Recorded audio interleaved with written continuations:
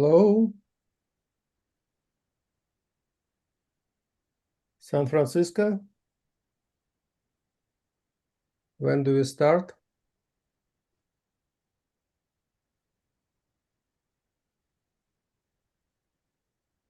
Okay, so I think we are live now. Welcome everyone to the interpretable natural language processing workshop. Sorry for the delay, and let's start. Given we have limited time, I will skip my introduction. And the first topic will be presented by Tatiana Shavrina, who will tell us how formal grammars and language models may be used to deal with low-resource languages. Tatiana, please. Good morning, everybody. Great to see you all.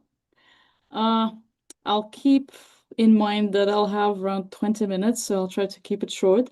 Thanks so much for inviting. I'd like to talk today about a topic that has been at the top of my mind for quite some time, and I think it matches with the topic of the workshop really well. So within the overall language modeling, there is the whole field of machine translation right now that becomes better and better every year together with language models. But one particular topic remains under-resourced, and I'll talk about it today. So, of course, we have a huge disproportion of resources in the languages of the world, right? And I think, like, how would we define that? Of course, it's like the top 10 languages, they make up the majority of the speakers in the world, right? And we have basically a power law of the speakers for the top languages, and there is, the huge distributional tail that covers the overall majority of languages that have the minority of speakers. Right, and the same goes with the resources for those languages. So we have the huge disproportion of resources for those languages to be even included in the general language modeling practice. If you look at the general language models, like the top ones, you could see that normally there is a few dozens of languages that are officially supported. But how many do we have, right? We have at least 7,000 by the general databases and the conservative estimations. If we try to play with the definitions, like what is a dialect exactly, what is a language, what's the difference between them, it could go up to 13,000. And this picture I like even more because it shows the actual disproportion and the variety of languages in the areas where they are spoken. Right? So this is very, very much different from the distribution that we have in the natural language data right now, on which we train language models and do machine translation.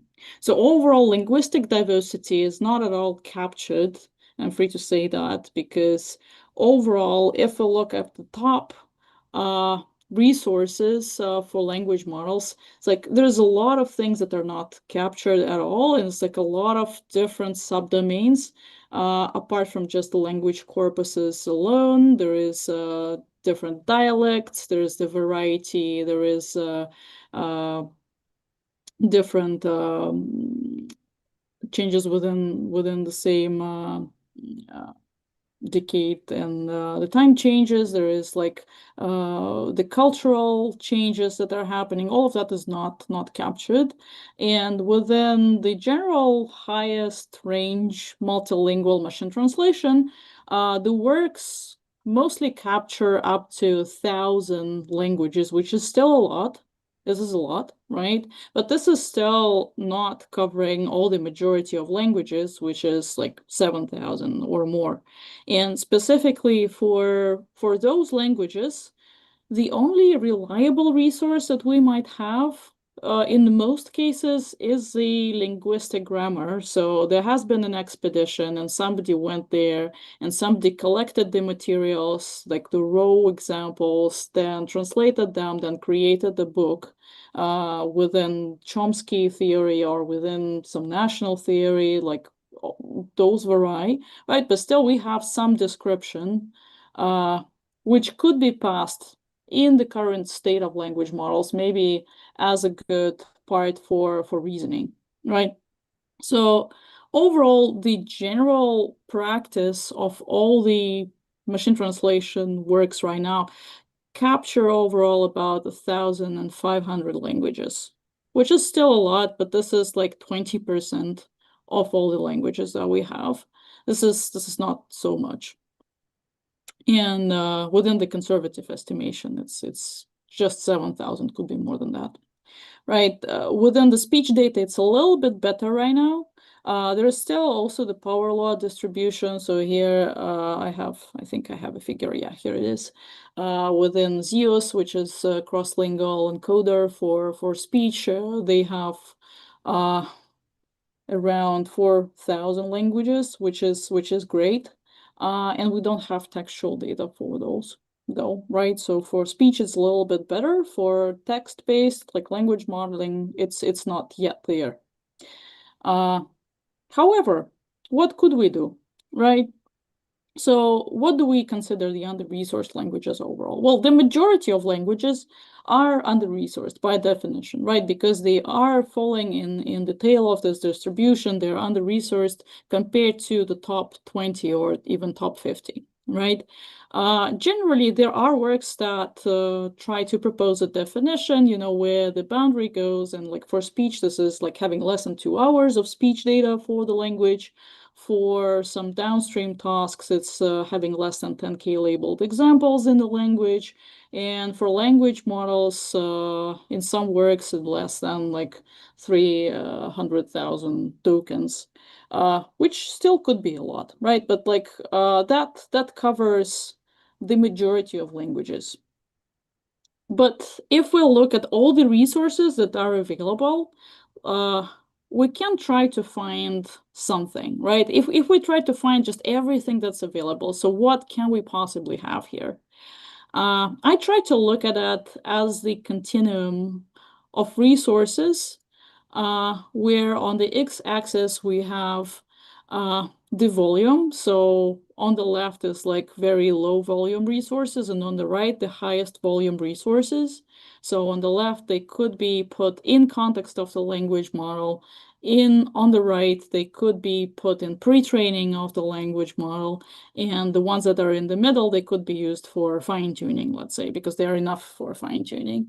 And then we have the different quality of those resources. So resources are more or less reliable. For example, we have a lot of unsupervised data that's not validated by any experts. It's not, validated by any annotators. So by definition, that's lower expert quality compared to, let's say, those linguistic grammars, for example, or specific linguistic databases that capture all the grammatical and other features of languages. So if we look at those, for some of the languages, we have them on the web, right? So if the people are talking in that language on the web somehow, maybe they're using latent script, but still they are messaging each other, I don't know, on Facebook, maybe we could find something in the web corpus, right? If there is some Hugging Face data set where there is the native speaker of the language who has validated some of the examples, a couple hundred of sentences, this is also something. And of course, for majority of languages, at least we have the grammar, and we have some information about their features extracted from those grammars in the databases like GramBank, Ethnologue, and others. So those are very high quality expert validated. Recently, in the recent years, there is a huge improvement overall with zero-shot machine translation, where we try to create the situation where we can enable machine translation for a low-resource language that's not included in pre-training whatsoever, and that has very, very few examples. So actually, the one that only has a language grammar written by some expedition some years ago, right? So one of the first of a kind works like that has been, I think it was 2022, machine translation from one book, taking an example for Kalamang, which is spoken less than 200 people right now. It's a severely endangered language. However, we can create a totally interpretable machine translation system for it because we have a good high-quality linguistic grammar. In this grammar, we have both examples and a dictionary to English, and it uses Latin script while also not having any relatives, high resource relative related languages that could help anyhow being in pre-training. So this is a very, very clear experiment in the way it's set up. It's very methodologically clear. So Kalamangan generally is spoken by less than 150 people right now. It's a New Guinea language, and it has a lot of relatives, but all of them are also low resource. So generally speaking, the language models have never seen that source of data before. So what the authors of the paper tried to do is extract all of those pairs for, the word translations, the language, like the word lists in Kalamang in English, and then also extract all the grammar information, the description of the word order, how different tenses are set up, what is the morphology, and put it all in the context window in one prompt, right? And then put the language model and on some additional experiments that, like on some additional examples that were not put in the prompt, see how the translation would go, right? So this is basically what they tried to do, right? It's like they have some of the examples of phrases translated to English from this grammar.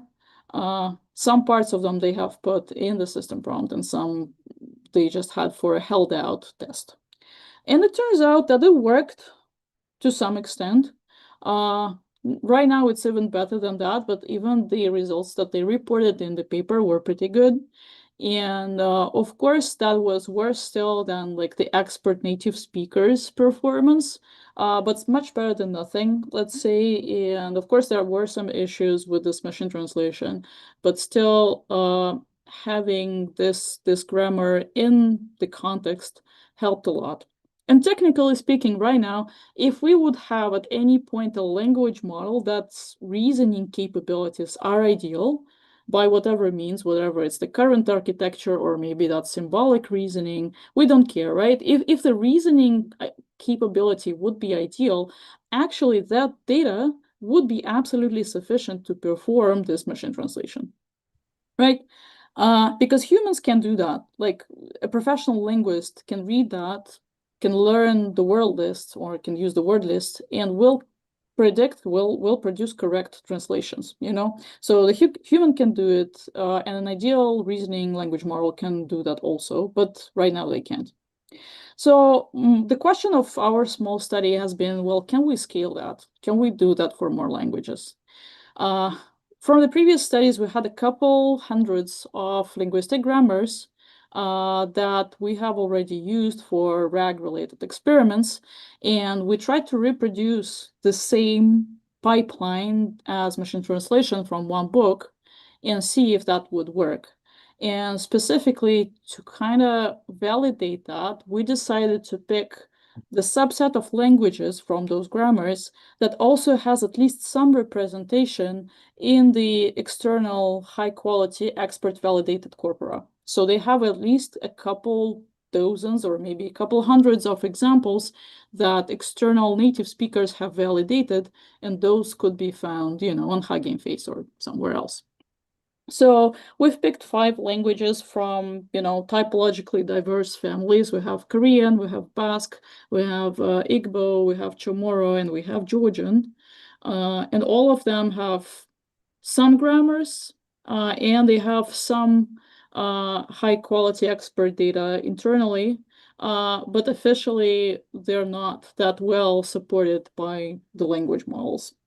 So what we did is we created the full pipeline of extracting all the relevant information from linguistic grammars and setting up experiments for in-context machine translation and validating the results both on the held out set that was extracted from the grammars and also checking on the validated external data and then seeing what will happen. So first of all, we have created the module that's extracting the word lists and examples in different formats. This is mostly glossed experience, but also the full texts and just, inline machine translation. That works pretty well. You can do that with any grammar right now. And then after that, you basically have a data set that's extracted from the grammar. And you have some linguistic characteristics, of course, right? And specifically for the sentence pairs, for the language versus its translation to English and the other way around, you can create a test, which is 80% goes to in context, let's say, and 20% goes to held out test. So overall, yeah, we have extracted all the information from the grammars with the very specific prompts that are more or less scalable. So that works on most of the grammars that we have found. And some of the examples basically look like that. So you get the table with all of the examples that are extracted from thousands of pages. Those look like that. You have for the original sentence, the glossed version, in the translation if it's available. And it turns out that we can extract a lot of examples that have never been put in machine learning training from those grammar books. And it's at least thousands, and sometimes it's dozens of thousands. That's a lot. And we try to limit ourselves and specifically sample those that we put in context. And we try to also use additional high quality information from linguistic databases. So in the end, we have the experiment set up in the 3 ways. So we had the baseline machine translation when we just put the test pair and ask to translate it, and that should be lower quality. And then we have 2 conditions. So we have condition 1 where we put the grammar information in the system prompt defining the grammar of language. And once again, based on that information, machine, and the word list is there, of course. And having that information, the language model should translate a target sentence in English or the other way around. And the second condition would be also adding parallel examples, like few shot examples, extracted from the same grammar book. Right, so we keep the 80% of the examples for sample there, and we can sample 100 examples from there and put them in the system prompt. Some papers have tried to do that, and that could help, right? Just few shot examples generally help machine translation, right? So maybe that could help reasoning. And then we, of course, measure the automatic n-gram-based metrics, whether they are symbol or n-gram-based. So all of that, this is the few shot prompt that we use, is very, very basic specifically. So we have the template where we put the language name and the sentence, and we need to translate it to English. And with the typology part, we also put the extracted grammar information in the very end. And then with the parallel examples, we put the parallel examples, then we put the typological information, once again, the grammar information, and then after that, we only put the target sentence. So the results are interesting. So first of all, it's interesting to see that the results are generally in line with what we have for machine translation from one book. Of course, expert translation should be much, much better. However, even on those 100 sampled examples in high quality grammar information that we put in the system prompt, that's already taking us somewhere. So it's not all zeros. You can see translation in both directions here, and of course, the direction from target language to English is much higher all the time because English, the language model already knows, and it's much easier for it to kind of get better results compared to translating from English to the target language where there's a lot of variance, obviously. Also, the interesting part is that having parallel examples does not help all the time. At least the typological examples are, in most of the cases, better. So the typological information in context mostly helps. But adding parallel example does not help every time. When validating the same pipeline on the external data, so this is on the held out set, if we look at the external data from the popular benchmarks that exist, we can see that the results sometimes are lower, sometimes they're higher. So for Korean, for example, the existing pipeline has produced higher results than on our held out set. However, for Basque, for example, the external results are lower. Why so? Our hypothesis is that this is because in the main and out of the domain data, so within all the data that we have extracted from grammar, they are kind of from the same domain. You know, those are either stories of the texts of the specific genres. However, we don't know what genres are represented in the external data. There might be the domain mismatch that causes that. So this is an obvious flaw of the system, because if you only have the data of a very specific genres in the grammar, you don't know whether that could get you enough in terms of the representation of everything that's present in the language. If you look at the distribution of scores, I'm gonna go quick over that now. So you can see that the distribution is not uniform at all. So for some specific metrics, you can see that there is a lot of examples that have lower scores, and the same, you have pretty high bar of the examples that have really good scores. So there are examples where the system that's only working in context is producing mostly ideal examples that have automatically all the very good scores. However, there are also examples specifically with some of the,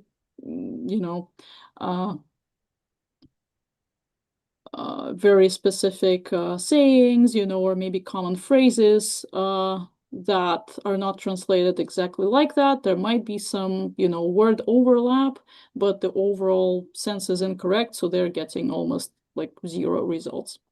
That also happens. So the takeaway for us is that grammars are actually very usable LLM readable data right now, and they have been significantly underused. This remains a very valuable resource that can provide a lot of useful data and a lot of missing data and missing knowledge in the current multilingual systems. It's hard to say whether they are actually closing the gap on the current situation, because that also comes with whether the data is represented in the way that it's covering the whole variety that exists in the language, and whether the reasoning of the language models is on par. I think both with the reasoning and with the better coverage, we as a community will make some progress there. I think the outcomes are both like the reasoning of the system should become better, because without that, this is providing a very clear bottleneck. But it's also the community of the native speakers and the linguists and even machine learning enthusiasts who create special resources for the under-resourced languages, who should work together here to provide very high quality data that systems could be validated on, because that's very, very important. Our also hypothesis there is that maybe reasoning systems, and like high reasoning as a feature could be applicable here and provide more resources. And also we are looking into exploring the scaling laws there, specifically if we put all the data available, like what amounts of data, what specific genres should be represented in context, and what would be the optimal context window size and how that affects performance. This is our next steps in our experiments. Thank you. Thank you, Tatiana. We have some time for questions, and I have a few. So first of all, when you are saying about the grammar, what is the grammar technically? Is it a specific language grammar in some formalism, like lean grammar or dependency grammar, or it is just matter of grammar book in English, or where the language is described in free text, or it is some table format where you put the grammatical information in some unified format being extracted from the grammar book? That's an amazing question. Actually, we tried in the background, we tried many of those. And right now, the best we ever got is the same format as GramBank has. So this is structural format of all the features that are encoded there. You can technically do, I think, like less structured, because all the linguistic grammars you have, technically, they are all in slightly different formalisms. Right? If we try to just keep some structure in the way that's giving us a short machine readable format that's covering the main parts, you know, the verb grammar, case structure, you know, word order, then that's good enough at least. I'm not saying that for that work specifically we should unify all the grammar formats, because I don't think that would ever happen. You know, it's like it's not happening the whole 20th century. So GramBank format is good enough for that. Okay. Any other questions from the other speakers? Okay, so thank you very much, Tatiana. And now let us move to the next speaker. And Sergei Shumsky will tell us about his team work on creating the interpretable language models. Sergei, please. Glad to see you all. Do you see my screen? Yes, we do. Okay.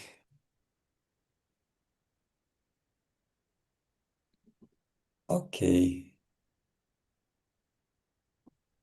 So, my name is Sergei Shumsky. I'm a chief scientist of Symbolic Mind, and today I will speak about deep control, an interpretable architecture for hierarchical language and structural reasoning, developed at Symbolic Mind.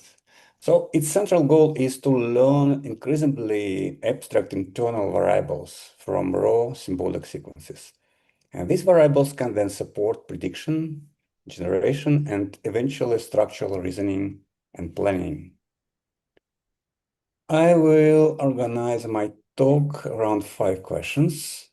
First, what kind of interpretability do we actually need? Second, what theoretical principle can generate useful abstraction? Third, how this principle implemented in deep control? Fourth, what experimental evidence do we currently have? And finally, what has already been demonstrated and what remains an open research problem. But the main message is simple. Interpretability should be a property of the model's computation, not only a post hoc explanation layer. So in general, there are at least 3 different meanings of interpretability. The first is post hoc explanations. We observe the answer of a complex model and then try to explain why it produced that answer. And we know that, for example, in neural networks, it's not that easy. And the second is representational interpretability. Here, the internal variables themselves correspond to some structures, contexts, or classes of events. And the third one is procedural interpretability. In this case, we can inspect not only the internal representations, but also the sequence of operations that produced the result. So deep control primarily targets the second and the third forms. Its internal symbols have explicit extensions and contexts, and generation can expose the latent plan, the probability law, and the contribution of each event. So this also makes failures easier to diagnose. Failure may come from either representation or learned probability law or the inference procedure or the generation objective. The basic hypothesis behind deep control is that intelligence emerges from compression applied recursively. At the lowest level, characters can be combined into morphemes. Morphemes form words, words form phrases, phrases form sentences, and sentences may form arguments and high-level reasoning structures. The exact linguistic labels shown here are only illustrative, of course. The system is not explicitly given this hierarchy.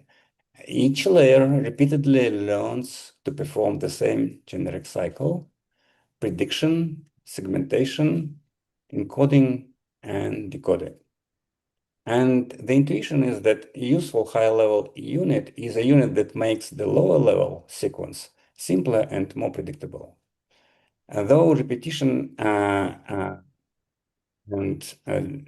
so through the repetitions across the layers, the model can gradually move from local regularities toward more abstract structures. So the first form of compression is grammatical compression of a symbolic stream. The predictor estimates which symbol are likely to come next in the current context. Predictable sequences are cheap to encode, and the parser then splits symbol sequences into short predictable units. We can call it words, determining the beginning of the word by decreasing PMI. Intuitively, the sequence within the words is more predictable than between the words. So in this sense, grammar is not introduced as a manually specified set of syntactic rules. It is learned. It is learned as a compact predictive description of the data. And good segmentation is one that reduces the total description length, the cost of representing the grammar, plus the cost of representing the remaining predictive errors. So grammar compression alone is not sufficient. We also need semantic generalization. We begin by representing a word through its usage context as it is often used in natural language processing. So which words occur nearby and with what frequencies? And this produces high-dimensional distributional representation. Words used in a similar context receive a similar so-called semantic vectors. However, these vectors are large and highly redundant. We therefore compress them into short, discrete semantic codes while trying to preserve the local neighborhood structure. The result is a semantic hash, a compact symbolic code that allows similar words to share some structural properties without requiring them to be identical. So this is how deep control connects distributed semantics with symbolic processing. But a single semantic code is still difficult to model as one large symbolic variable. And the main architectural trick is therefore to divide this code into several small symbolic streams. We call them heads. Each head captures only part of the semantic information and learns its own predictive grammar. Individually, the heads are weak and incomplete. Together, they form a committee of experts, and this approach makes the state space much more manageable. Instead of learning one probability distribution over an enormous code vocabulary, we learn several small distributions. And their combinations provides a distributed semantic representation, while each individual component remains symbolic and traceable. This slide presents the four main components of deep control layer. The predictor learns the probability of the next symbol given its context. The parser groups sequences of symbols into larger words or structural units. The encoder maps each lower-level unit into upper-level symbol, and the decoder, vice versa, defines which lower-level units can be realized by a given upper symbol. And the same architecture is then repeated recursively at higher layers. Importantly, that every high-level symbol has an explicit support, the set of the lower-level events that it can represent. It also has a context in which it is predictive and a measurable contribution to cross-entropy or perplexity, and a position in the generation case. So this does not, of course, guarantee that every internal symbol will immediately have a simple human-readable label, but it does mean that the symbol is connected to a concrete events, contexts, the probabilities, and it can have these probabilities rather than existing only as opaque activation vector. So the next principle is what we call law first generation. The same probability law should be used both to evaluate held out text and to generate new text. So we therefore separate two objects. The model specification defines the probability law, its variables, support, mixtures, conditional distributions, normalizations, and so on. And the inference specification defines the law, how we compute with these probabilities. Through direct sampling, through the search, through sequential Monte Carlo, or another inference procedure.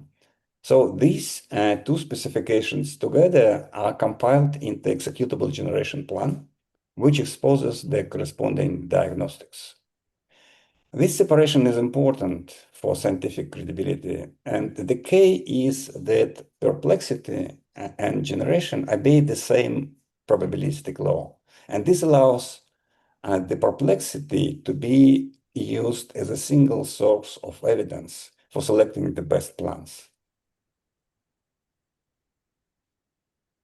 At each generation step, so it is this step is like decoding in context. So we decode the symbol from the upper layer to the word of the lower layer. There are many words that can be represented by this symbol, so we need to choose the right one. And this is done because we choose the one which is best fit to the current context.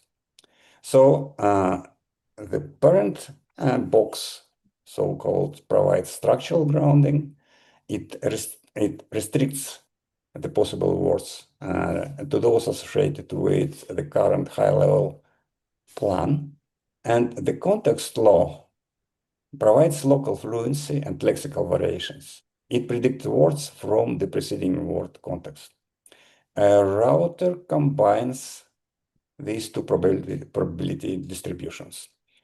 So the interpretability advantage is that every generated word can be traced back to three explicit quantities. Its local context probability, it's the parent box that supports it, and final charge probability under the mixture.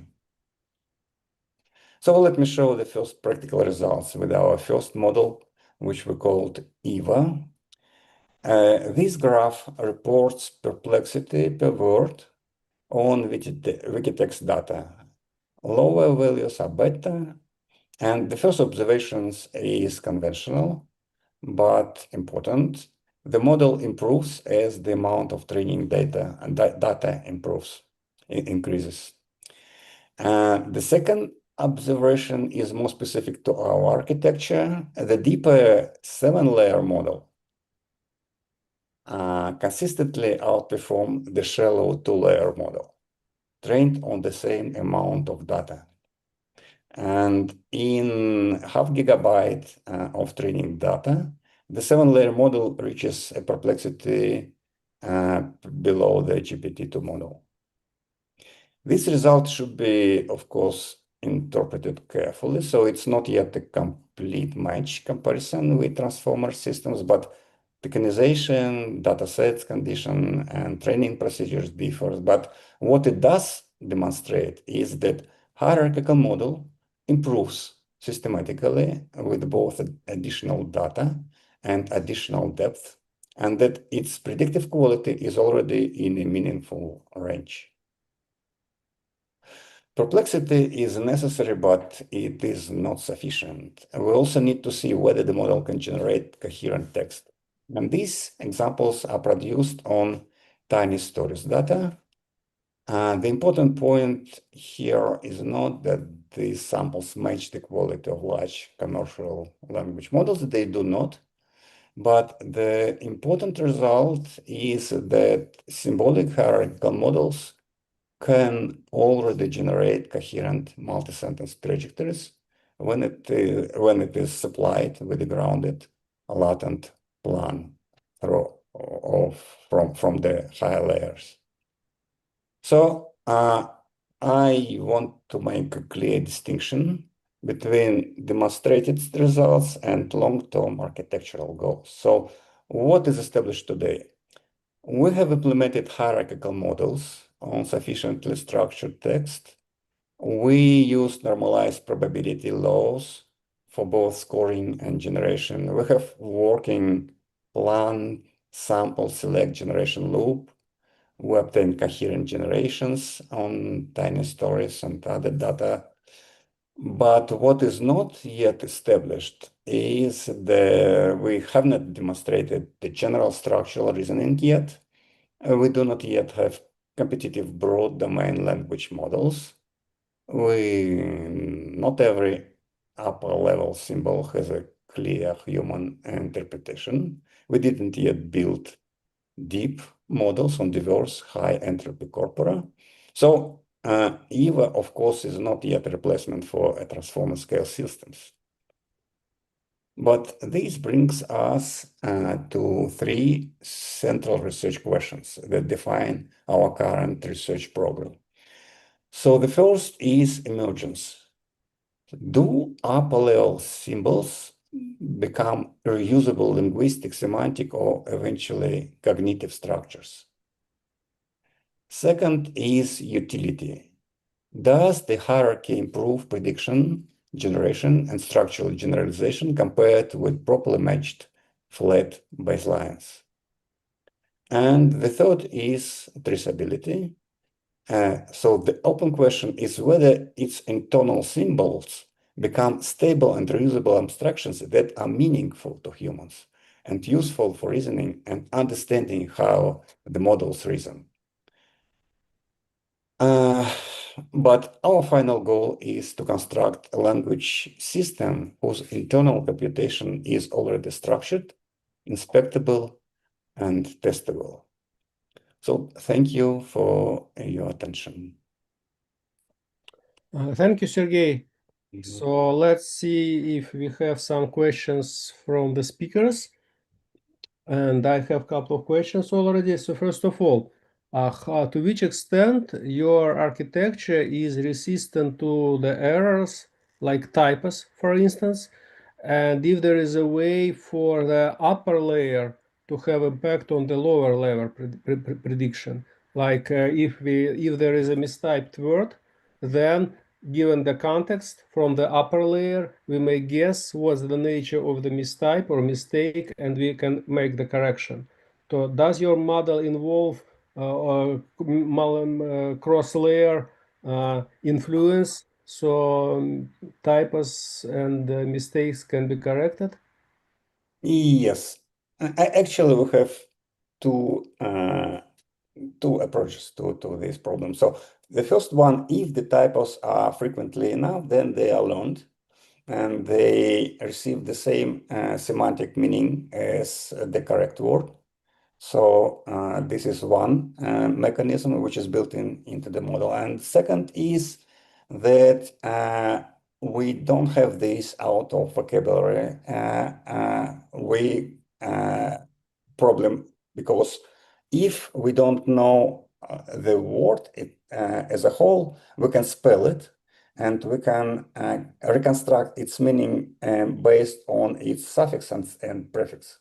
So the meaning of the word are represented as the composition of the suffixes and prefixes. So if these typos or new words have the prefixes and suffixes that model already know, it can guess the meaning of this typo or new word.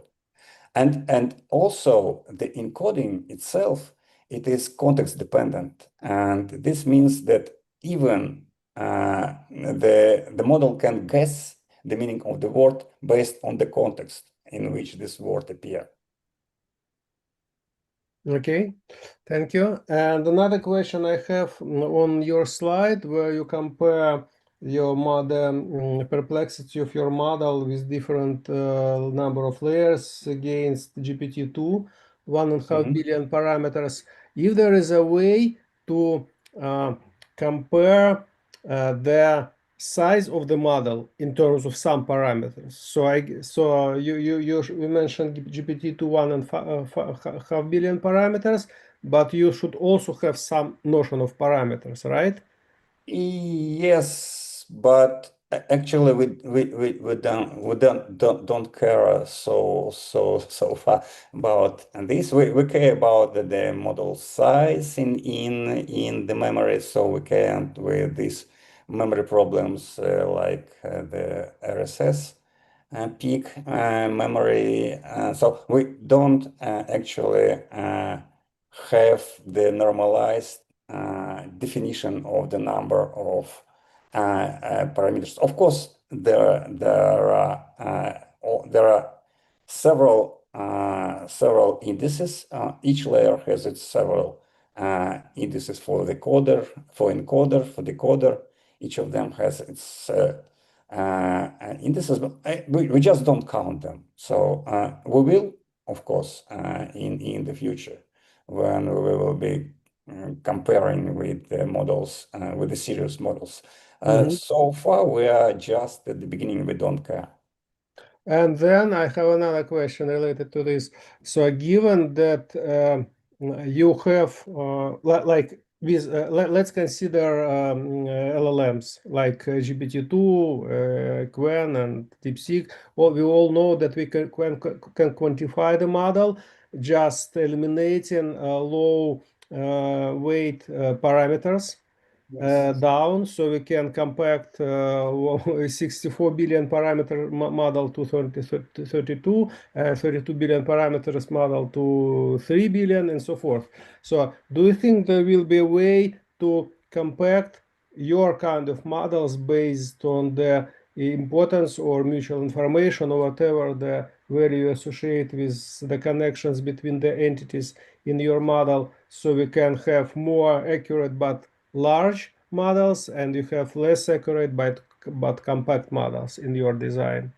Yes, definitely. So this is the one of the main streams of our research, because since these models are not differentiable, so we don't have this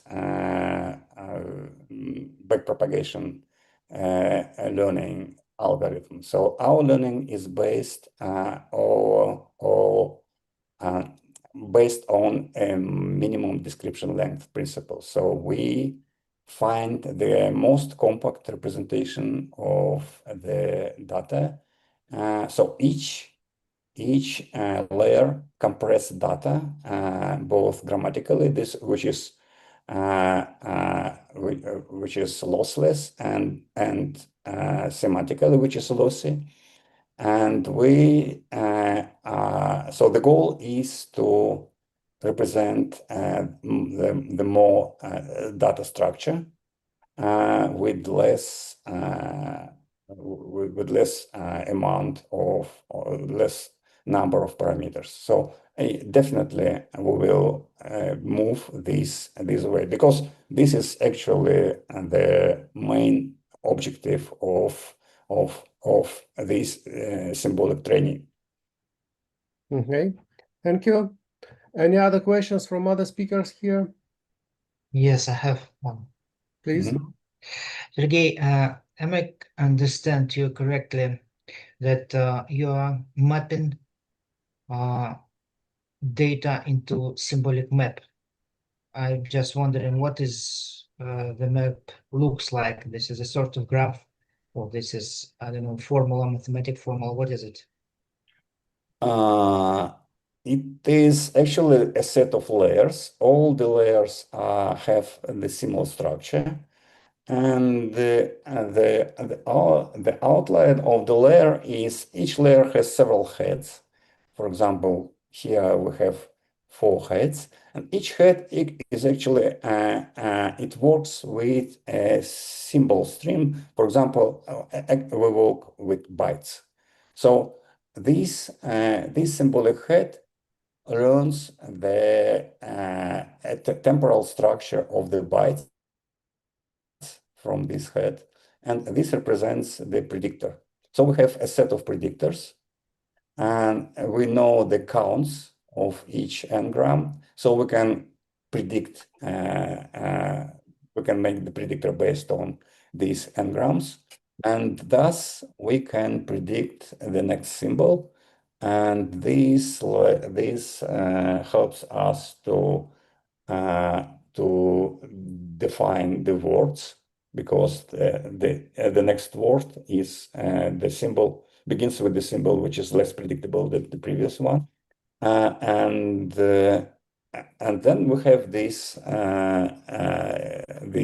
semantic hashing technique, which actually can be which can be implemented in different ways, and we have several implementations. But so we have this prediction of symbolic streams plus semantic encoding and decoding, which is the semantic hashing. Again, semantic hashing is a well-known technique in NLP. And the second question is, I'm just trying to understand how it could practically works. So it could add some quality for LLM based more methods, or it could work independently from LLM. And if yeah, so our take is that it is the architecture which will it's post LLM, post transformer LLM. So it is very similar actually to the architecture of JEP architecture of Jan LeCun, because we have these latent variables, and predictions we are predicting of not the text itself, not the plain text, but we are predicting the latent variables at each layer. So this is a hierarchical JEP architecture, but implemented in a symbolic way, not as neural networks, but as near symbolic architecture. Okay, thank you. Okay, thank you, Sergey. And let's move to our next speaker, who is Pavel Solovsky, and he will tell us how the semantic graphs and ontologies can be extracted using LLMs in order to guide and control the operations with these LLMs. So, Pavel, please present us your work. Can you see my screen? Yes, we do. Okay.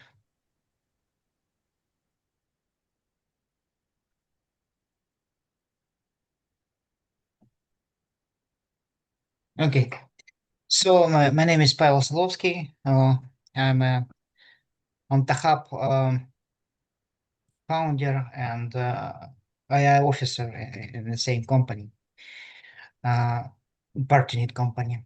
I represent the methodology of building ontologies using LLM as an external layer of memory and how all this stuff works inside.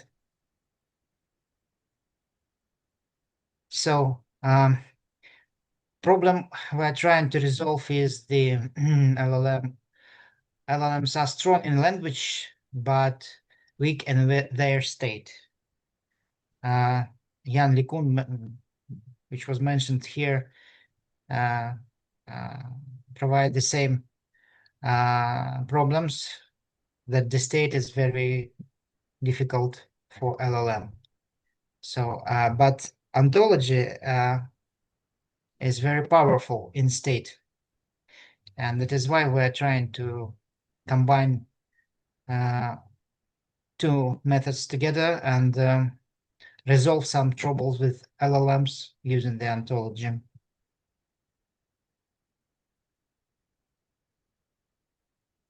The process of extracting and building ontology looks like simple pipeline, which starting from text study, extracting the entities from the text. Actually, it is triplets. There are triplets like subject, object, and predicate. And after extracting the relationships and building the ontology graph as is. This is very old methodology. Dozen years ago, people starting developing the hypothesis that we can transform web, I mean all internet, into the structured data. All we need is just to add on the hypertext some structure, some ontology-based structure, and after that, people could make queries around all internet. So that was on the hypothesis. It not worked, but people created many ontologies, many databases, many methodologies, and this is the beautiful things which we can use now inside of our techniques. So the basis approach is the extract the triplets from the text and using special formats, RDF formats, build the ontology graph. The main advantage of such approach is if we ask LLM, if we build typical RAG based on the text, for example, text which describes Alice, her friends, some text about Leonardo da Vinci, and if we ask RAG based on LLM, does the Alice know Leonardo da Vinci? Typically, LLM answered, we have no right information, but we can propose something that Leonardo is very important and very famous artist, and that is why Alice maybe knows the Leonardo too. But if you build ontology from the text which describes all Alice environments and friendship relationship, we could investigate that Alice has a Bob, which are the artist and painter, and we can make some hypothesis that Bob could describe to Alice and tell something about Leonardo da Vinci to Alice like his friends. So that is why the answer could be like, we have no right information, but we know a relationship between Bob and Alice, and the Bob is the painter. After that, Alice might know Leonardo too. So this is sort of deduction, and this method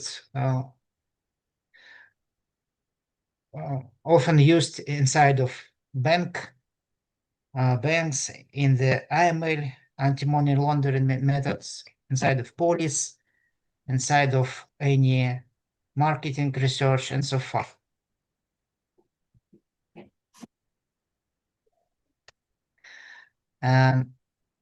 But in our case, we use ontology as a memory, because using the ontology graph, we can improve LLM answering with a deep and strong structure. We can even name it like a state. So ontology gives the state for the LLM.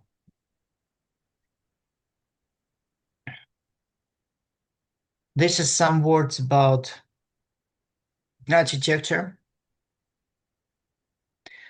and about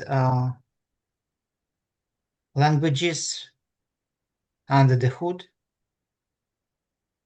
So hybrid LLM ontology architecture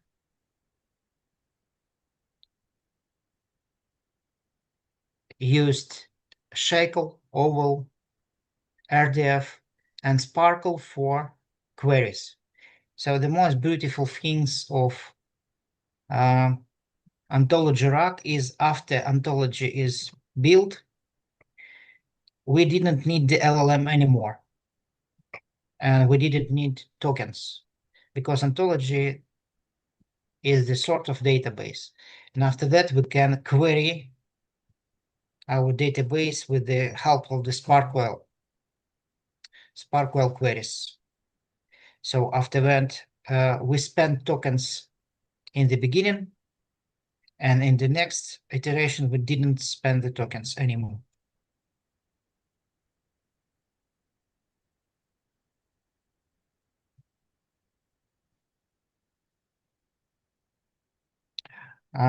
Additionally, ontology gives the LLM deep connections and deep structure. So the LLM RAG becomes more stable and more memory filled, I would say.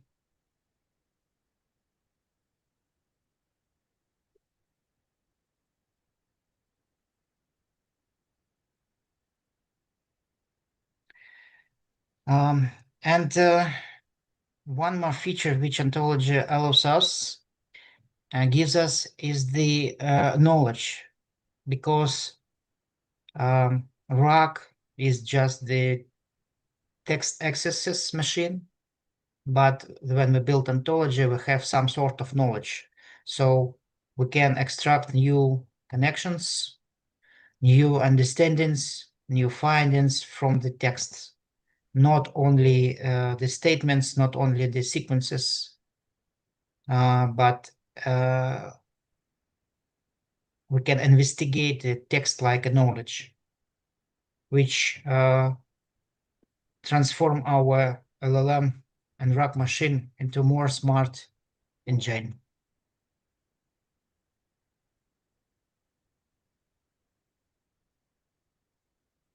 This is the elements description.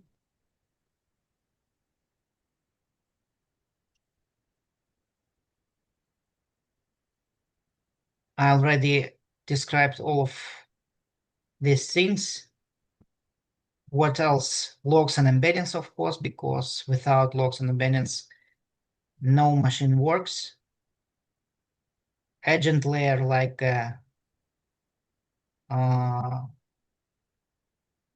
helpful layer to build policies, validators, and other things which usually used inside of the software.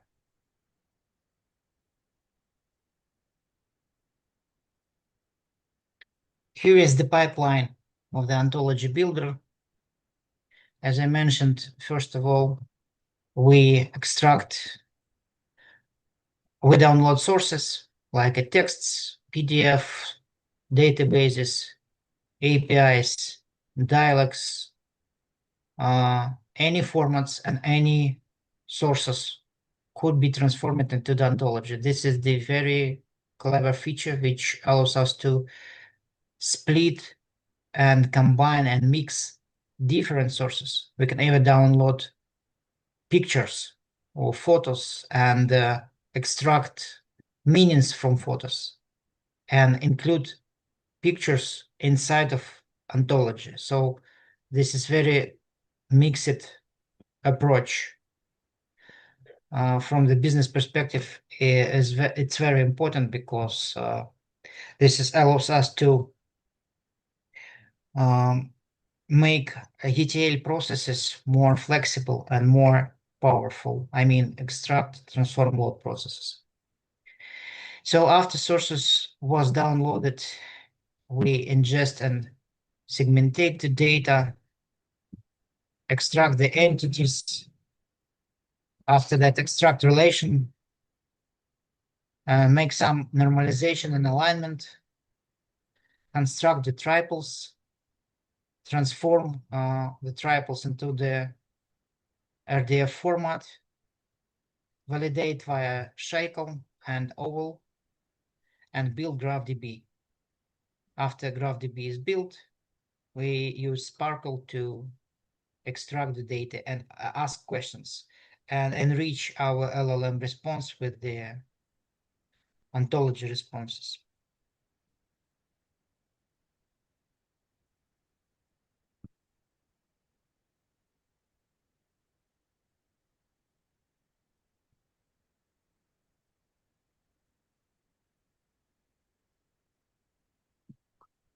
Of course, there is much trouble inside of this pipeline because some triplets could be duplicated, some entities could be wrong, and after that, every step should be validated with a strong logic. We have some metrics here. For example, Tower of Hanoi. Why we use it? Because the Tower of Hanoi, the beautiful metrics, which allows us to show how a model can hold the statement. Yeah. So typically, if the LLM trying to resolve Tower of Hanoi benchmark, what is a Tower of Hanoi? We have 3 peaks and several rounds on the peaks in the beginning, and we have to transfer peaks from the beginning to the third peaks. Only one rules: do not push bigger round plate to the small round plate. So this is the rule. And then LLM do it. LLM predict only the text. So with the several plates, it could works, but then more plates we have, then more difficult world became. An LLM lose the statement, lose the understanding the world model, and lose the understanding of what to do next. What is the next step? And of course, and then more disks we have, then more ontology helps to resolve the problem. We see the quality even with the 3 disks. 5 disks gives more, and so far, and so far.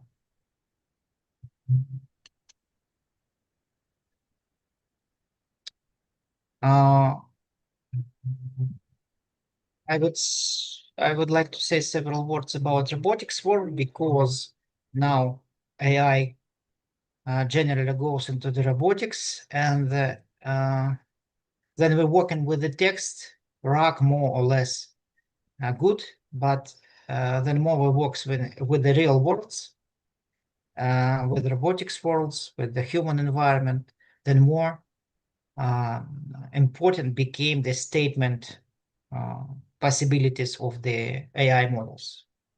That is why this is the critical features for robots to understand how the world exists.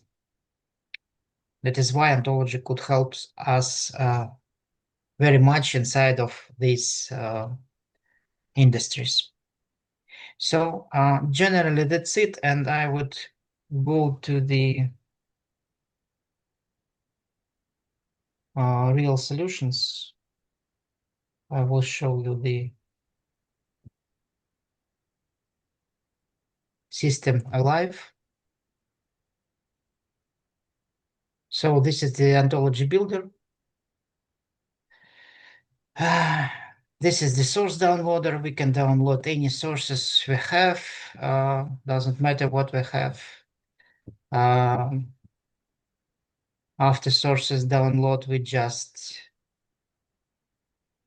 put the button to build ontology.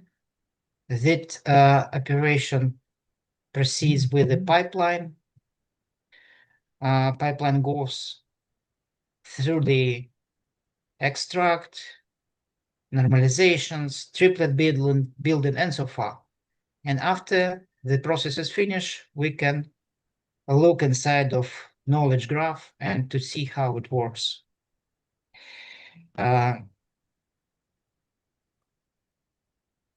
Because this is the database, we can use all power of database inside. First of all, we can edit data. For example, here is the something strange. The numbers is not the part of ontology. This is mistakes. We can correct it.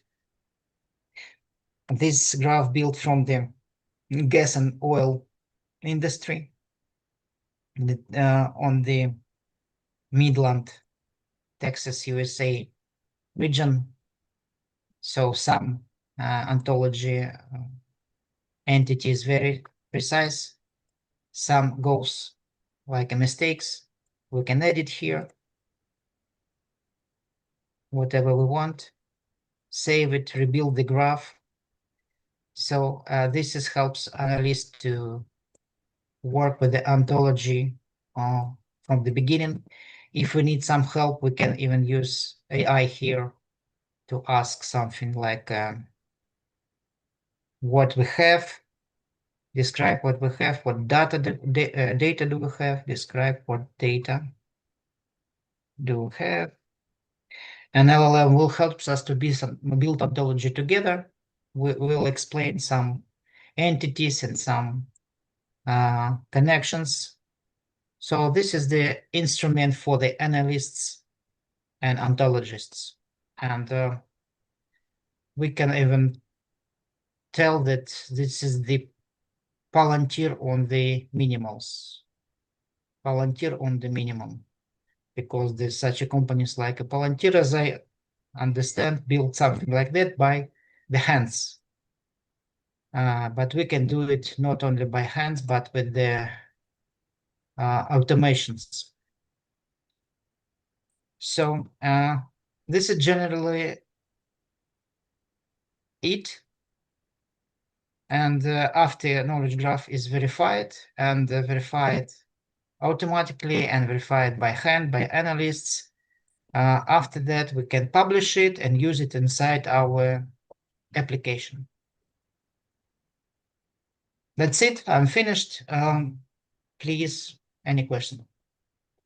Thank you, Pavel. While other speakers thinking about the questions, I have one So when you are extracting the ontology from a document, like you have shown in this demo, if there is a way to tell, to apply some constraints to this ontology, like say, here is a schema, and please extract only the relationships and entities that fit this schema, or another scenario, you are saying that here is another ontology, and everything that is going to be extracted should be only in context of this ontology, like entities not relevant to the entities in the given ontology should be ignored, like like extracting the ontology in context of some given ontology, like query-based ontology extraction when the query is another ontology.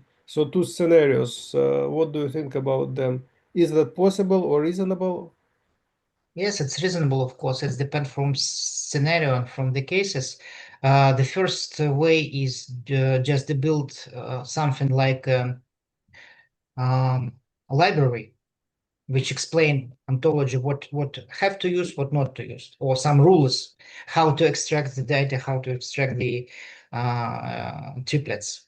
We can do it from the beginning, to not use texts, to not spend the tokens even, or we can use it on the shackle step, because shackle is called the rules, and we can manifestate the rules inside of shackle. For example,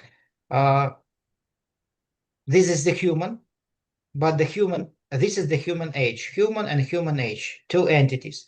But human age should be no more than, I don't know, 150 years. If this is 200 years, this is not human. Maybe this is from the Bible, I don't know, but not the real human. So this is it. Okay. Any other questions to Pavel? Yeah, I have one question. Please. This ontology OS, is it open source, or like it's restricted to your company? We've built it from our company. This is our license. But there is much ontology builders, more and more free and open source code or around the world, because the general idea and general approach now is not using only ontology, or not use only PM25 approach, or not used only embedding approach, but build RAG from several approach, like multimodal RAG, BM45 for the dictionary, semantic search for similarity search, and ontology search for connections and for deep structure. And when we combine all this approach together, we have multimodal RAG, and our machine became very smart.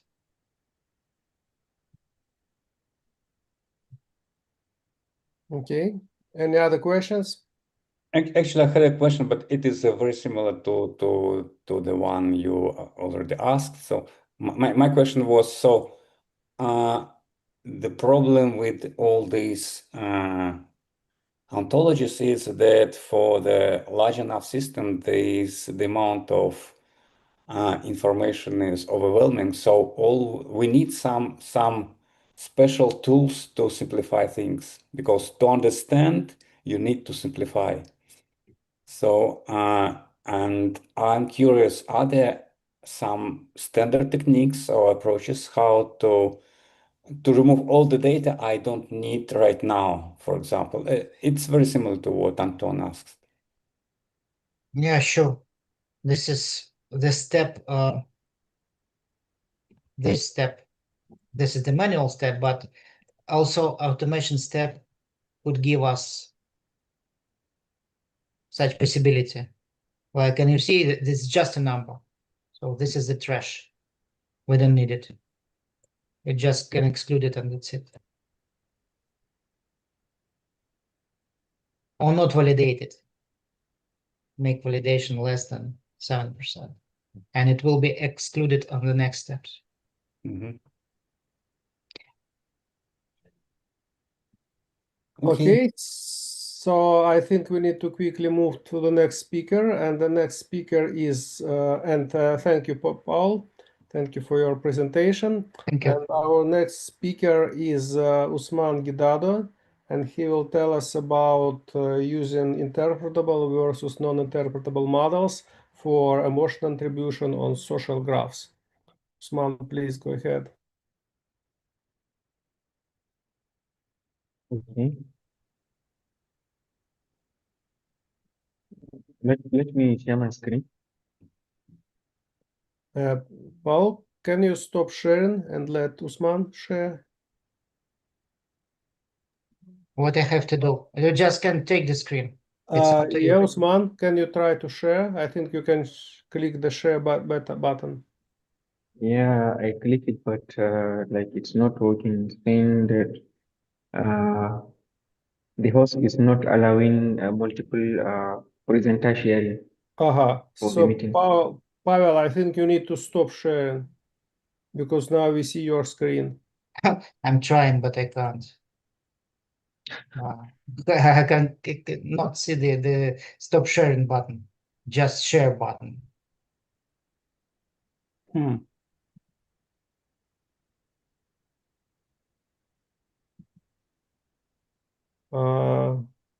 I can drop the session and reconnect. Yes, maybe it will help. Let's try this. Thank you.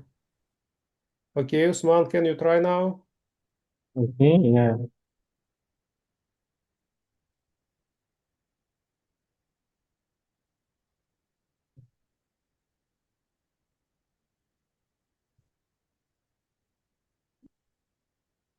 Can you see my screen? Yes.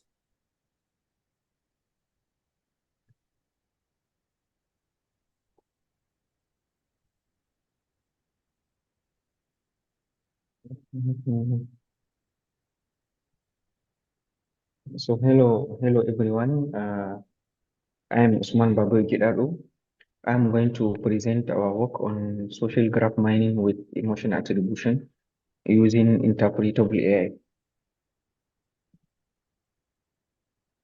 So the main motivation of this work is, as we know, neural models are black box models. They are not interpretable models, so they lack transparency. On the other hand, rule-based systems are transparent and they are fully interpretable, but there is misconception in natural language processing that they cannot achieve strong performance as transformer models because they are outdated models.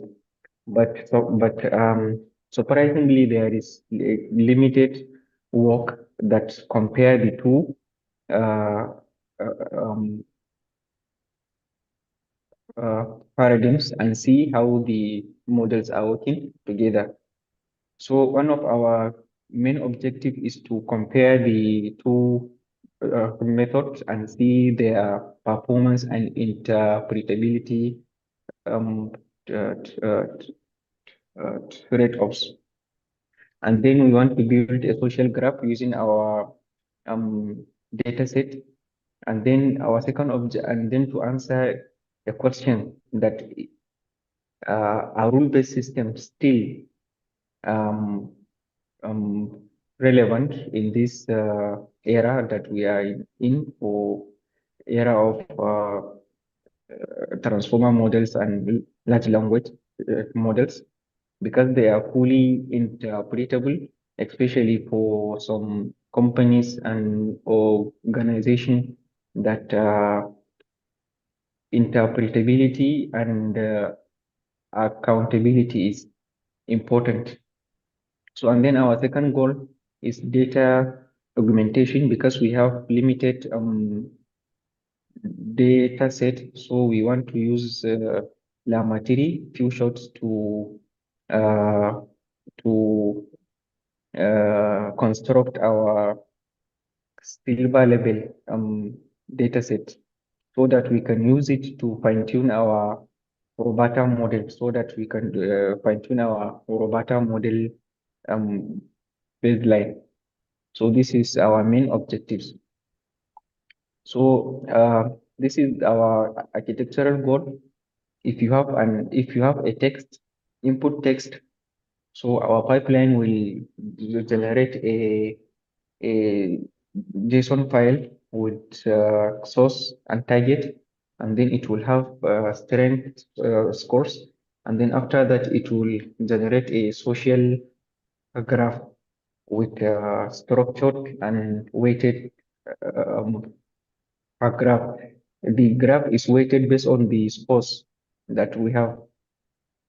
So this is our architectural goal. Like for example, Bob is directed to Mary, because Bob likes Mary, so likes it has 0.5, like that. So in this experiment, we use dialogue RE dataset, which is a first human annotated dialogue-based relation extraction dataset derived from Friends TV show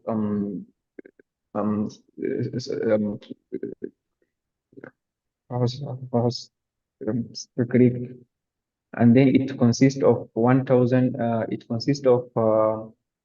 10,000 relation instances and 36 fine-grained relation types. But from this 36 relations, we extracted only personal relationships only, so that they are more related to what we want to do with our experiment. And then we choose dialogue RE because it is multi-party conversational data set. As you can see here, we have more than one speaker, and then it is designed for cross utterance reasoning, which is most suitable to what we want to achieve. So firstly, we started with relation extraction. So we took each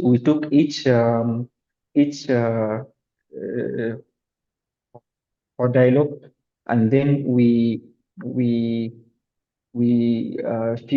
figured like the target tone in the dialogue that consists of peer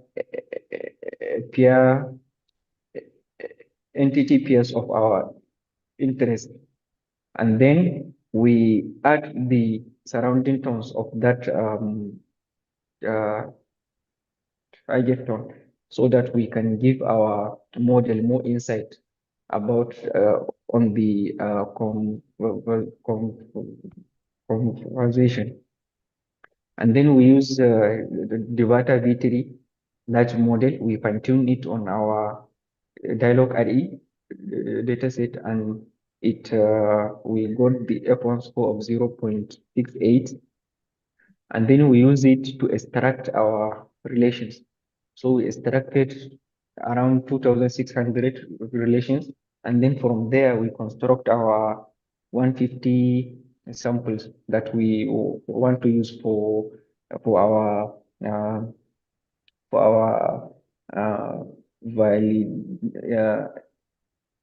validation set, evaluation set. So because we manually annotated only 150, because it's a dialogue data set which which have like multiple tones, so it is very difficult to annotate. So that's why we annotate only 150. So this is the data frame, and then after that it will construct a graph which shows the entities and the relationship between them. So these are the three paradigms that we want to compare. First, we have AI agent model, which is a rule-based system which is using ontology and n-gram matching for sentiment detection. And then it is a binary model. It has only positive and negative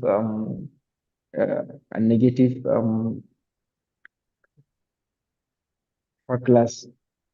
So one of its main advantage is that it is fully interpretable, and we can edit, we can add a sentiment word in its in the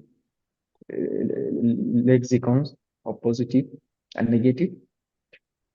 So, and the second one, our second model is Robata large, which is pre-trained on Go emotion. Go emotion is a data set constructed from 50,000 tweets. So, and it has more than 28 emotions. So it has more than 28 emotions, unlike our AI agent, which has only 2. So if you are looking for more, so it has more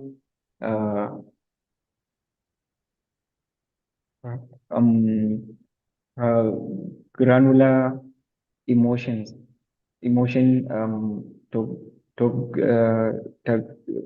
taxonomy. So, and then our second is Llama 3, which is our large language model, and then we use it to so that we evaluate it on the our data set that we construct from Go emotions, and then we instructed it to show the reasoning behind its decision.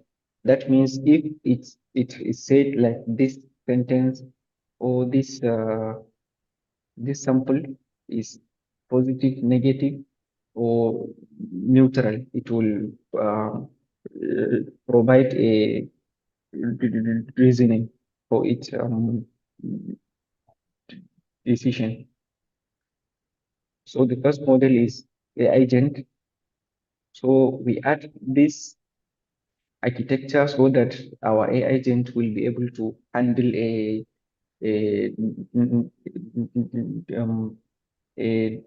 neutral class. So that means, for example, if you have a text like this, it will be using this algorithm, this matching algorithm, where it will use it to order the text, and then after that it will aggregate the text to positive and negative dictionaries, and then after that it will score it and pass it to this sigmoid function, so that it will have the confidence score. The confidence score is the final score that it will decide whether the output will be positive, negative. If not positive, negative, then it will be a neutral class, because we set a threshold of 0.2. If it's less than 0.2, so it will not be positive, it will be neutral. And then this is our graph structures. This is the first graph is for the probable emotion, and the second is for the AI agent. So the main difference between the two graphs is that the probable emotion, as I have said, it has more emotion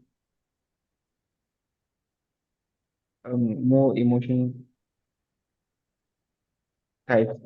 So as you can see here, it has admiration, remorse, excitement. So it has more than 28 emotions. But in contrast with our AI agent, it has only positive, negative, and the neutral class that we added on it. So this is some of our mathematical formulations. We use this the first formula to calculate to quantify the density and the sparsity of each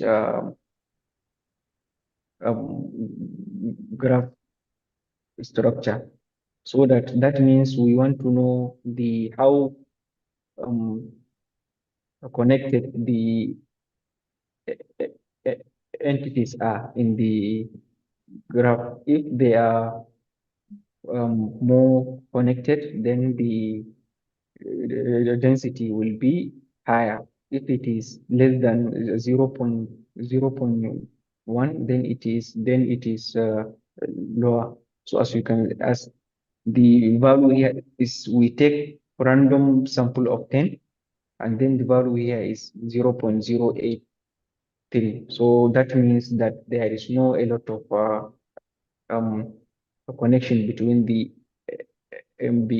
entities. And the second equation, we use it to calculate the centrality interpretation of each node. That means we want to know the influence of each entity in the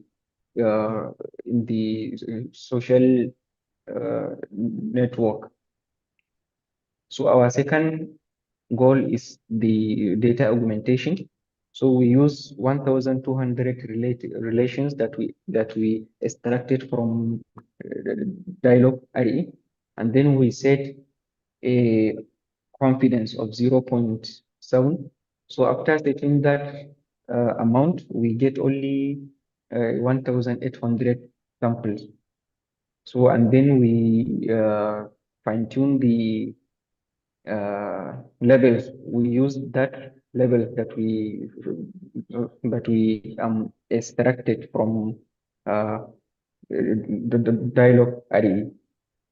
So we use these three methods, and we use this template. The first template is standard instruction, which is just like an instruction, is the direct instruction that we have that we give to the llama 3, so that it will label our data set. So we have 10 of thoughts. 10 of thoughts, it's like reasoning. So it is step-by-step reasoning before it has to reason before it can decide the output. And then the third one is the structured JSON file, which it will generate the output in JSON format. And each of these three templates, it has few shots of 3, 5, and 10, so that we can have so if we have 9 different results, each template has the 3 shot, few shot, and 10 shot result. So this is the example of the sample of excuse me, our. Usman, by the way, please wrap up in 5 minutes, no more than 5 minutes, okay? Okay. Mhm. So this is the sample of our text, how the Llama 3 model is working. So it labeled the admiration as positive and the confidence as 0.9, and then it shows the reasoning behind the labeling, so that we can have like a lot of more insight on how it came up with the decision. So this is our result. We have Robata 3 tones. We use all the surrounding tones to evaluate the result. It has the most highest F1 score of 0.63, and then the AI Gent mode 1, mode 2, mode 3, which has difference of number of samples that we use from our evaluation test. And this is the result for our Llama 3 data augmentation result. And surprisingly, Llama 3 result, it underperform all the two different kind of model. It perform below the Robata baseline model. So our key findings is that Robata, even though Robata Go emotion, it has more F1 score, but if we are looking for more expressive emotions, then we can go for Robata model. But if you are looking for interpretability, especially for organizations that auditability is important, then they can go for AI agent. It's because it is competitive in its performance, and then it is 100% interpretable. So these are the limitations. We have only 150 samples, as I said, and then we use only one sample of the data sets, and then AI agent is binary, or like Robata model. So this is the current work that we are doing now. We are trying to add another data set, so that it has we have a clinical interview script that we can add to what we have, and then we can address the false positive, higher false positive that we have for AI agent model. And then we want to integrate graph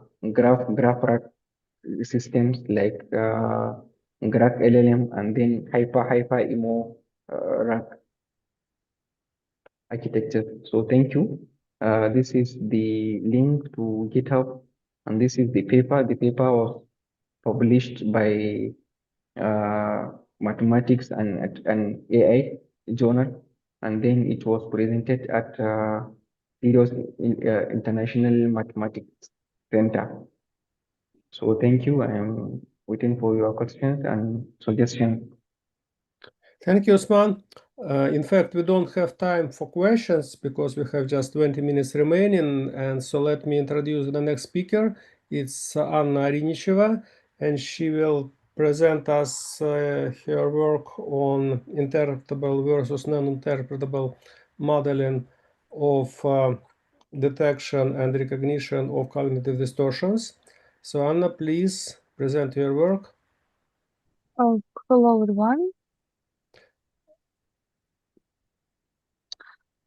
My name is Anna Arinicheva, and today I would like to present our work with Anton Kolonin, interpretable recognition of cognitive distortions in natural language text.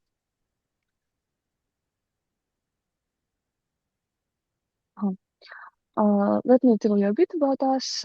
You already know Anton Kolonin, and I graduated from Faculty of Mechanics and Mathematics of Novosibirsk State University and work at the Artificial Intelligence Center of NSU. With the results preceding this work, I have presented at 4 international conferences, and we have published papers and abstracts on this topic.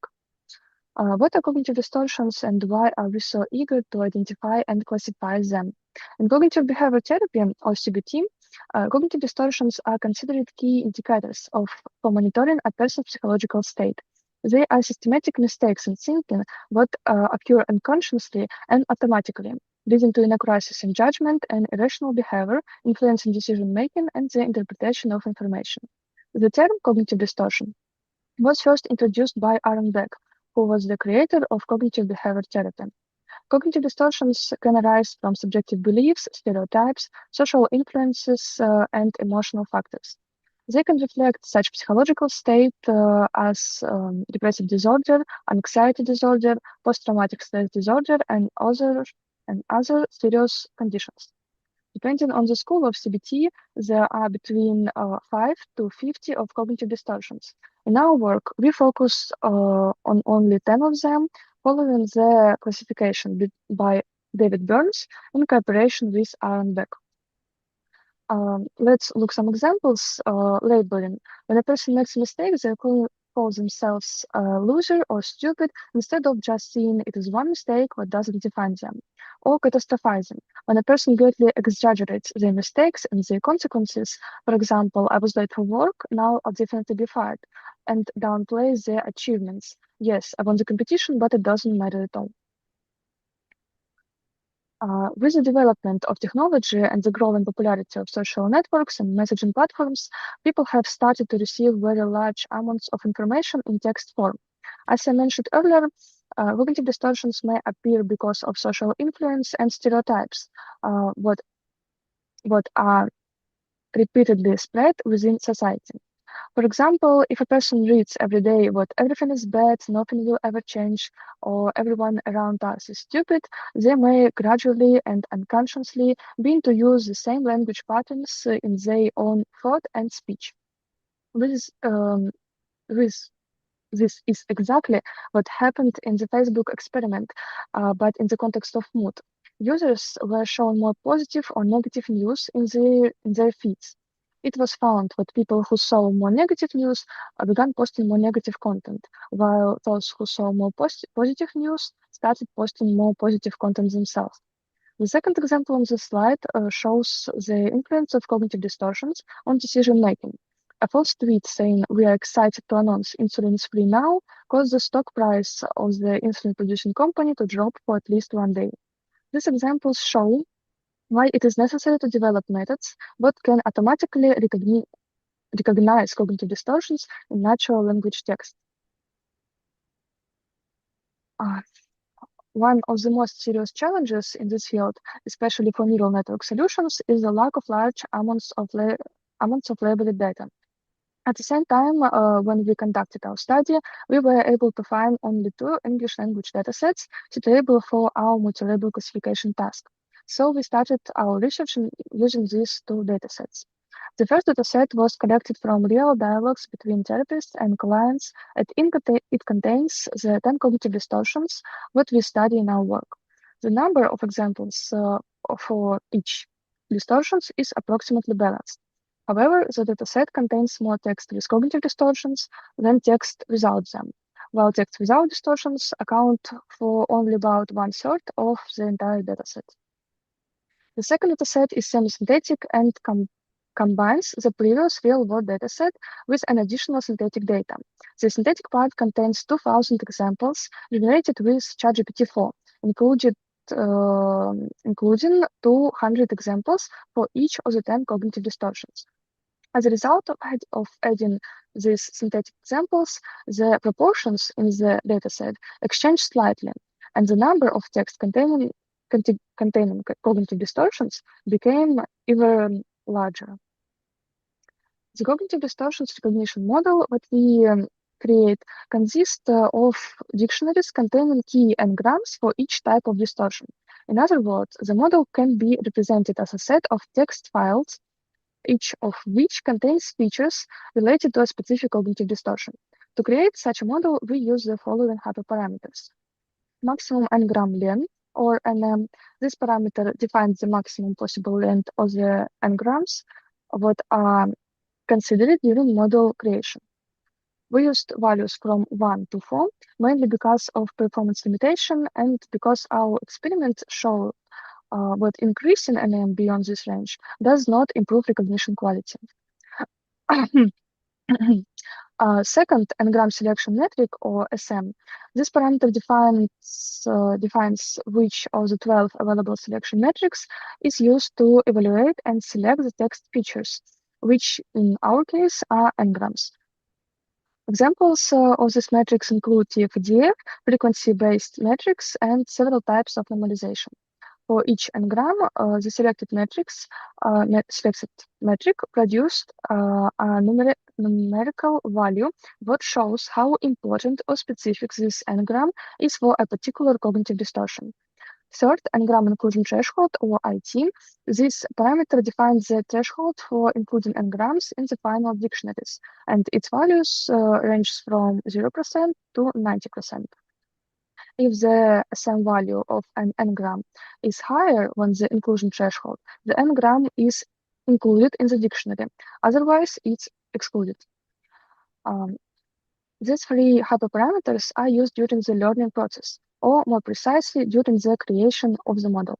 The fourth hyperparameter is used later during the recognition of cognitive distortion.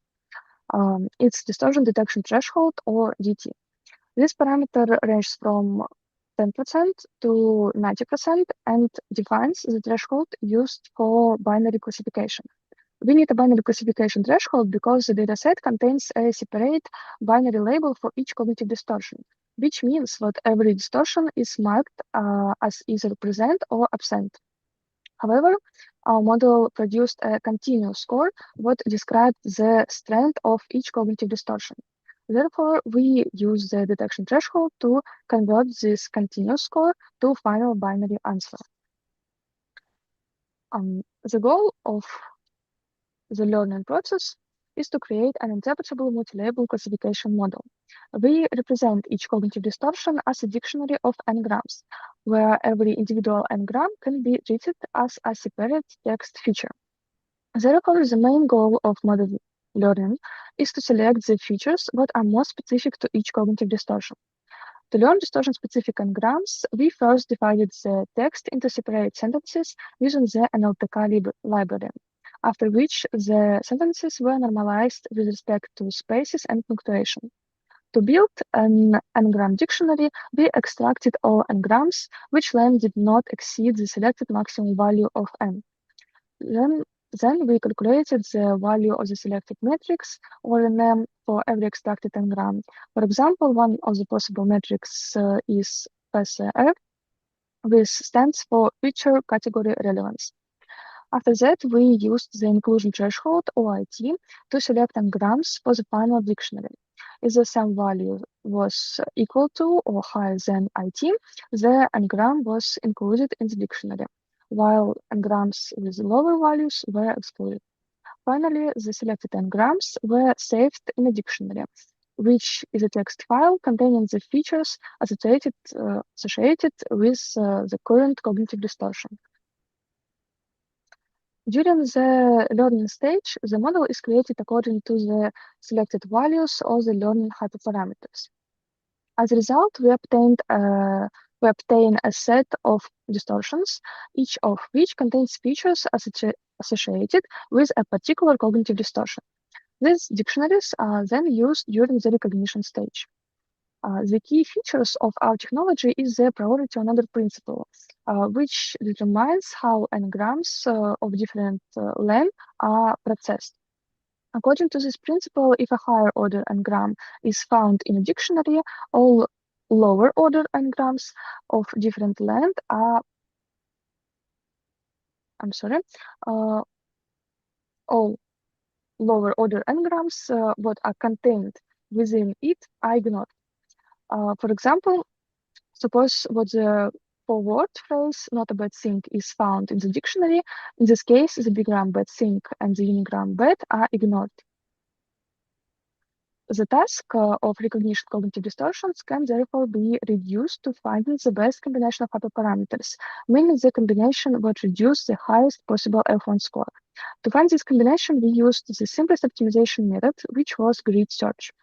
During this process, we fixed 3 hyperparameters and searched for the best possible value of 4th parameter. As a result of the grid search, we identified the optimal hyperparameter values that provided the highest F1 score.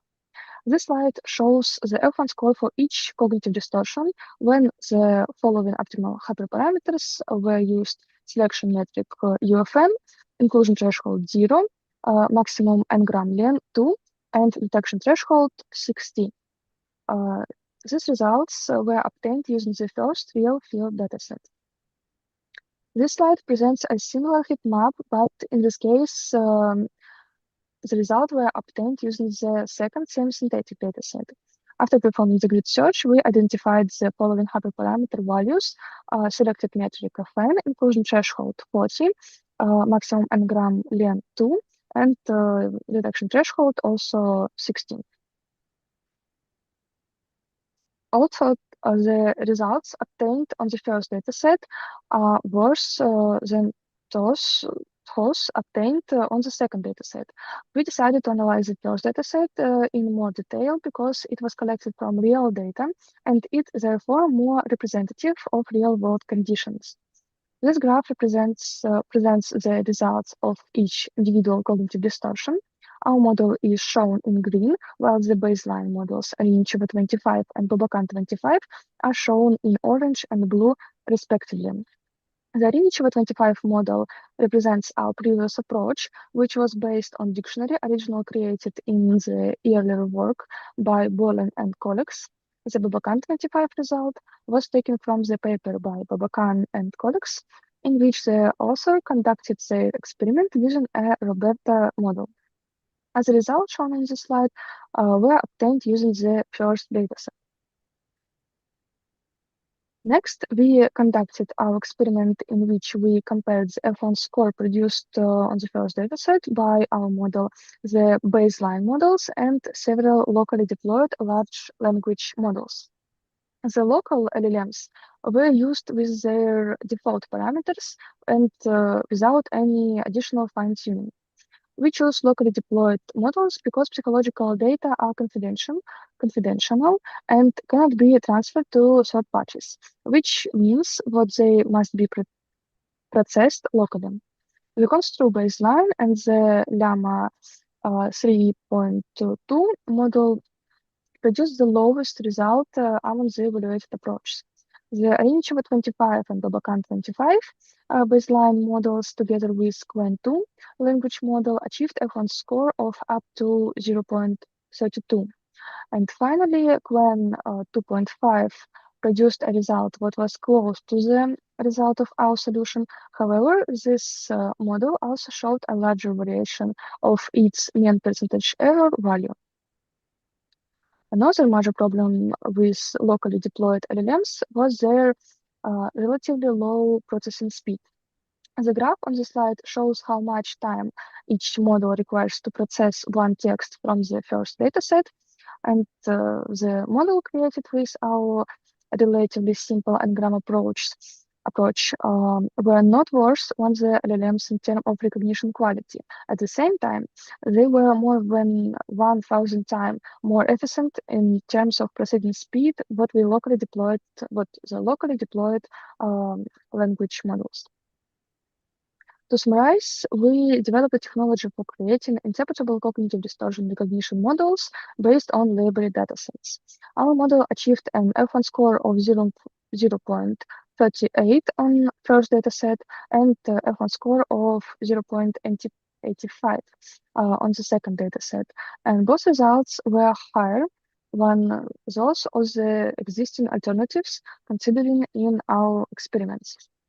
This technology has good potential for further development because the proposed approach is relatively simple, easy to reproduce, and requires limited computational resources and processing time. As part of our future work, we plan to create a new dataset, improve recognition quality, and adapt the proposed approach for the Russian and Chinese languages. We also have a preliminary result relative to emotions and context classification, and we plan to integrate these components into the model so that it can be used more effectively in psychological practice. Thank you for your attention. I can answer a question. Thank you, Anna. Do we have any questions from the audience here?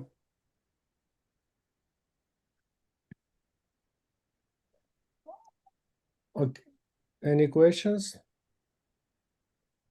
Well, so if there is no any questions, then I will